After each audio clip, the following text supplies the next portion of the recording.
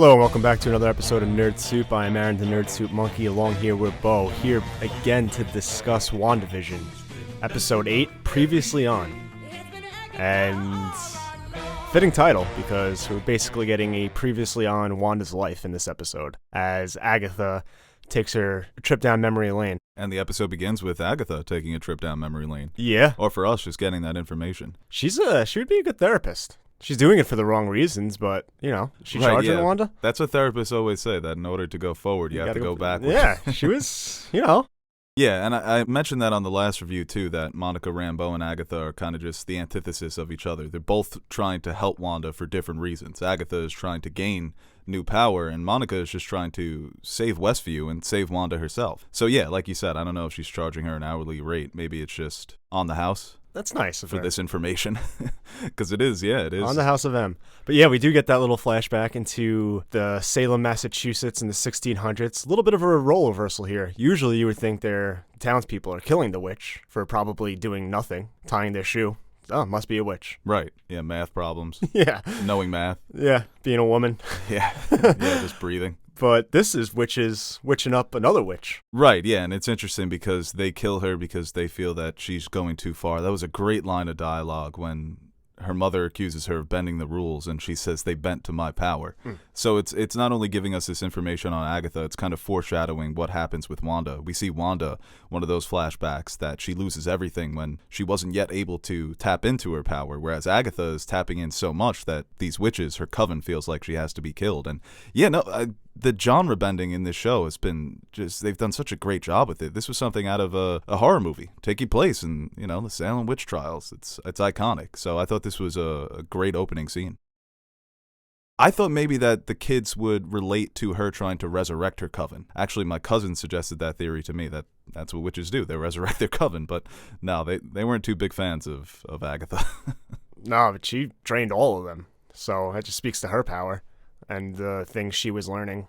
Right, very interesting. Yeah, the contrast there, that she takes and drains life from other people, whereas Wanda creates it. Mm-hmm. So natural enemies, really. And yeah, like I said, a freaky scene, good CGI, and she's just so fantastic.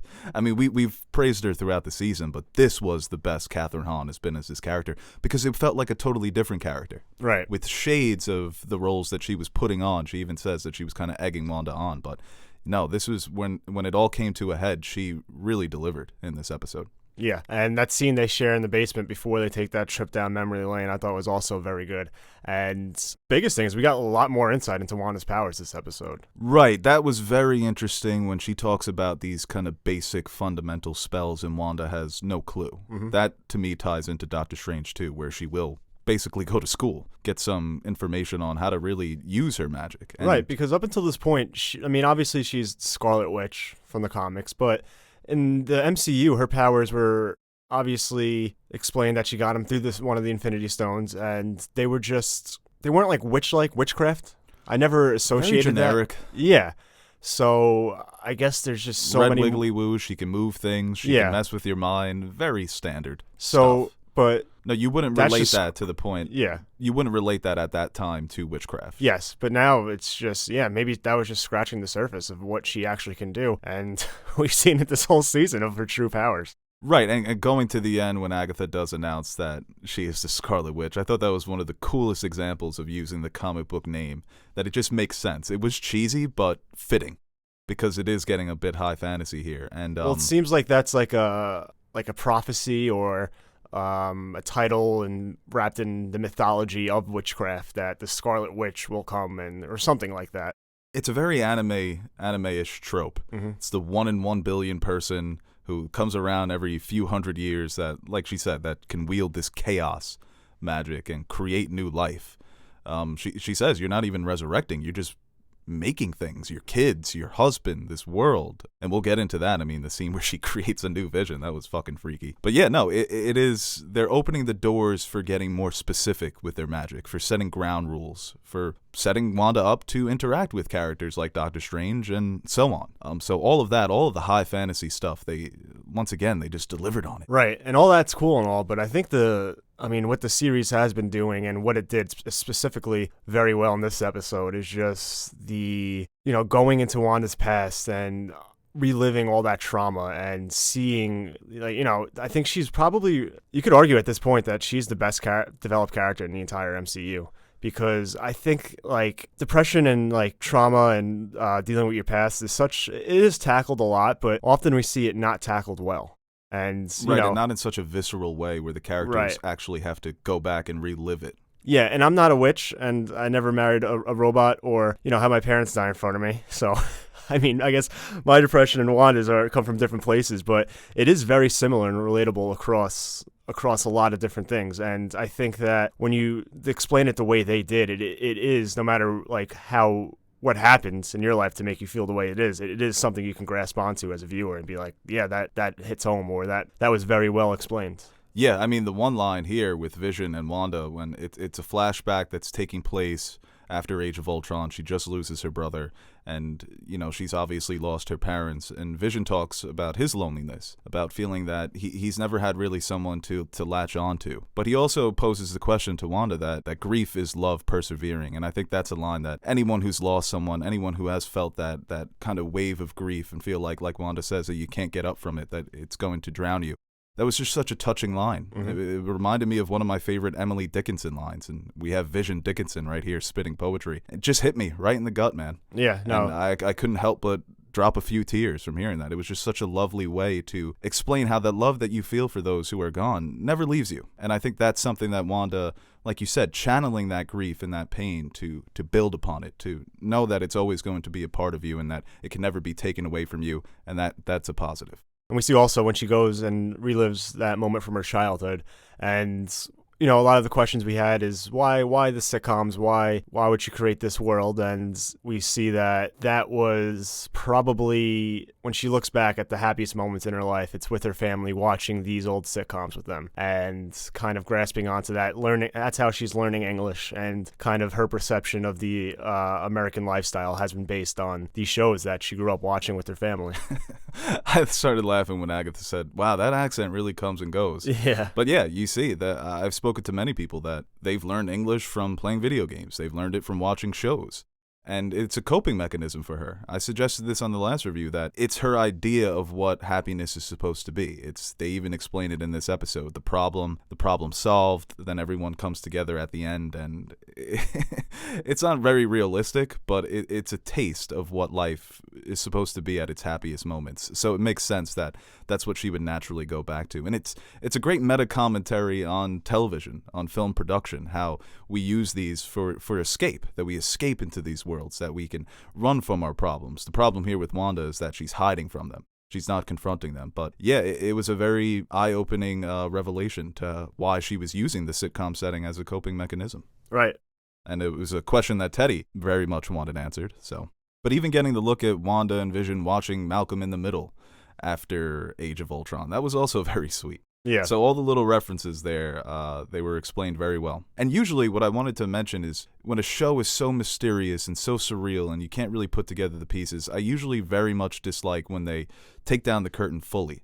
But this, you needed to, because these scenes, these flashbacks are so important to Wanda's trauma, to Wanda's pain, that it was just necessary. So pulling back the curtain, giving us all of this information, it didn't feel like too much. It all felt very necessary. And like I said, these scenes, they were just gut punches, especially the scene when she gets her powers. Yeah. Whoa, that was incredible. So I kind of got the sense that, like, the Mind Stone didn't necessarily give her powers. Like, she always had something, and that kind of awakened it. Yes. I think that's what Agatha was getting at, too. And it's interesting because a lot of people have theorized that that's what the X-Men are going to be in the universe, that their powers were always kind of just dormant, and they need to be awakened by something. So if the Mind Stone awakened Wanda's powers, and then she subsequently awakens everyone else's powers, that could be a way to explain it. But just in Wanda's case, yeah, I came away with the same idea, that the powers were there. Even Agatha, when she says, I have a theory, I need a bit more information. Yeah. Nice meta commentary there.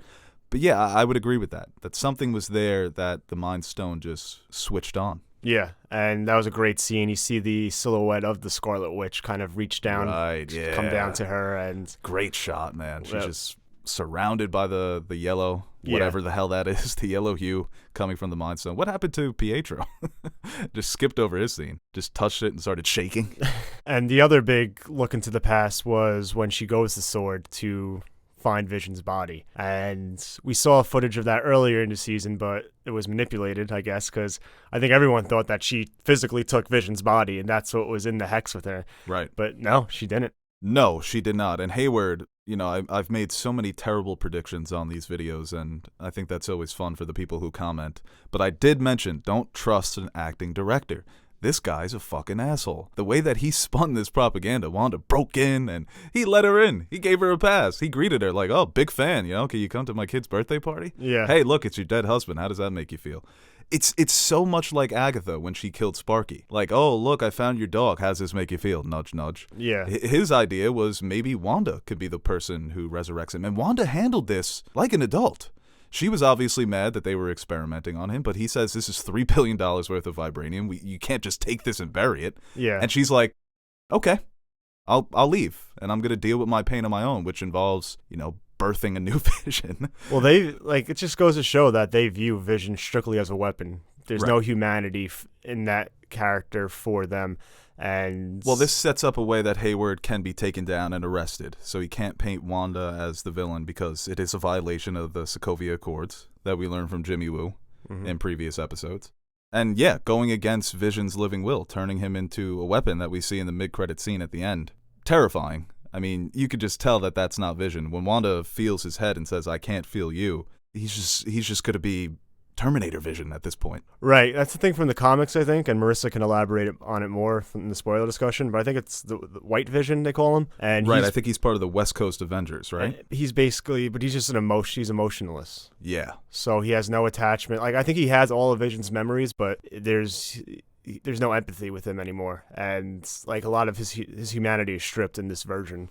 And that's what was so important about the relationship between Wanda and Vision. It was Vision trying to discover his humanity. And they were so similar with Wanda losing her family and Vision just being born a week ago, having no one. So it makes sense why they would come together. So I think it's going to be horrifying to see, from Wanda's perspective, this new Vision. Like you said, emotionless, just following the commands of his superiors. Totally unlike the Vision that she fell in love with. And you can imagine that there's going to be some Vision-on-Vision violence here. 2020. What did you think about that idea? Where, I mean, it was so... That's another gut punch when she looks over the blueprints and it says, for us to grow old in. The fact that Vision wrote that with a little heart, it was so sweet. Yeah, they were going to settle down in Westview, and she just can't take it. She just, lets out all of this energy and creates this fantasy. Did you like that as an explanation? Yeah, I mean, that's kind of what we've theorized or thought, because, like, she created this world out of her own grief. And I think that was just a great way to show us, like, the beginning of that. And the fact that she made Vision from herself, we just assumed that she took the body. But we learned in this episode that's not the case. And yeah, it was just incredibly powerful. And I think her letting all that out, and, some people deal with grief in different ways. Some people confront it and kind of learn to live with it. Some people just can't handle it. And if you have that ability and power, I mean, I think it's hard for people to not try to maybe make their own reality where they can be happy. Right, and it was a subconscious thing because, like I said, she seemed to be someone who was ready to move on. Even, obviously going to the place where they were going to build their house, it seemed to just conjure up some emotions that she could no longer control. But yeah, and I think it's the mystery box being unveiled for all of the audience, and I think it makes me want to go back and watch the first 5 or 6 episodes even more, because I want to look for all the little hints towards, the fact that S.W.O.R.D is involved and Agatha's involvement as well. So you get all the answers, but it just makes you want to go back, at least for me, and experience that story even more. That's some high fantasy shit, dude. Like, that's some weird shit that she just lets out this scream and creates a new Vision. And the way he's, like, birthed, it was bizarre. Yeah. It was very bizarre. And she just, like, falls right into the role of 1950s housewife. Doesn't want any explanations. Yeah, she's like, all right, it's almost cool. like she fell under her own mind control. Maybe, yeah, it's a good point. And that's that power and that what she was able to do is what attracted Agatha to Westview. We see at the end she has the kids basically choking them. Well, somebody on Twitter mentioned that they're just like basic threads that they could take 3 steps backwards and they'd no longer be being pulled back. It's not like that, but I guess they're just dumbass kids. Yeah, right. They've only been alive for like a week too. They're stupid. That was dark, man. It was dark, the middle of the day, and Agatha is just completely exposed. You see the purple hues surrounding her, and she's wielding her power, and her frustration throughout this episode, just being jealous of Wanda's natural abilities, that she just can't understand it, that she's gone through years of training to create simple illusions. Wanda's gone through no training, and she's created an entire fucking town. So it could be that Agatha just wants to be all-powerful. It's as simple as that, just your two-dimensional villain that just wants power that feels belongs to her, that she deserves because of all the work that she put in. I don't know if we're going to see any other involvement from any supernatural villains, but we're still yet to see what happens with Agatha and what she wants to do with this power. Is there a plan, or does she just want it? We don't know. But it was a great ending. I mean, there's a lot to kind of wrap up in this last episode. And have you heard the rumors of a surprise episode? Definitely not believing that. Yeah. I like the idea that Paul Bettany was hyping up a cameo for himself. It's like an actor I always wanted to work with, and it's just Paul Bettany as another Vision. Wow. It's like I never worked with myself, right? That would be not bigger than Luke Skywalker, though. I don't think White Vision is bigger than Luke Skywalker. It was a neat reveal because, like you said, so many people thought that Wanda just took that body. But no, he's put back together and he's looking dangerous. How long do you think next episode's going to be? It has to be longer than this episode. If it comes out, Feige said that 6 hours for these Disney Plus shows are kind of the perfect runtime. So we need to do some math here. Well, if you take a half hour for 8 episodes, that's 4 hours. So maybe we get like a little hour-and-a-half movie type finale. Surprise episode, no way, because that just never happens. And every big series that comes out where people want more episodes, it's like Attack on Titan right now. Did you hear there might be a secret movie or a secret season 4 part 2? Until it's announced by Mr. Hollywood, I'm not taking it with a grain of salt. But I think this may be my favorite episode of the season. Yeah, I agree. Just the themes they tackled within this world, this high fantasy world, and this little even subsection of the world created by Wanda, it really was just incredible, I think. And like I said before, I mean, Wanda's development this season has been spectacular. And we always talk about movies versus series. And the benefit of a series is how you develop characters. And I think you can develop a character in a 9-episode season more than you can in maybe even a trilogy. I mean, I was thinking about this. Like, I've always been like, when you talk about my favorite characters in Marvel, when you talk about just favorite, most compelling, interesting characters, she's got to be at the top of the list. Right, yeah. Because it's just all the elements of her character. Now getting into more of her past, seeing what she's dealing with. The powers are cool. Her abilities are cool. She's a great actress. The costume looks good. Everything about this character, it tells me that she may be one of the best MCU characters. She's right up there with Tony Stark and Thanos for me. Just the complexities, and especially coming from a hero's perspective, it's always so fun to watch. And like you said, she's the best. And this show might be the best show ever, depending on the finale.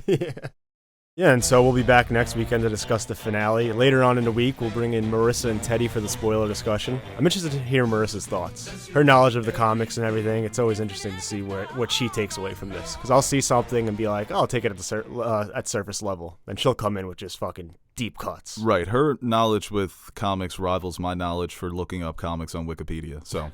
Yes. Well, would you look at that? It's finally over. Hey guys, Beau Oliver here for one final send-off. Now, before I beg you guys to like and share this video, I'd like to thank our very special Patreon pledgers. We are very proud of the community we've been able to build here at NerdSoup, and it would not have been possible without our Patreon supporters. You guys are the true MVPs of this channel. Everything I've said, you keep the fridge full, you keep the lights on. There aren't enough words to thank you guys, but we'll do it anyway. Thank you. And we have a few videos coming up that have been suggested to us by Patreon pledgers. My Hero Academia, Neon Genesis v Evangelion, and Full Metal Alchemist will be reviewed by Marissa, and yours truly, and Castlevania, which will be reviewed by Marissa and Aaron. And if you'd like to consider donating to our Patreon page, you can visit patreon.com/nerdsoup and check out some of the rewards we offer to our listeners. And really, we'd like to thank everyone who takes the time out of their day to watch our videos. Patreon pledger or not, your support is what keeps us motivated to keep giving the world our opinions on movies and TV shows and video games and pop culture, even though no one asked for it. We're still here, we're still yapping, and we hope you continue to join us. I'm Beau Oliver, and I support this message.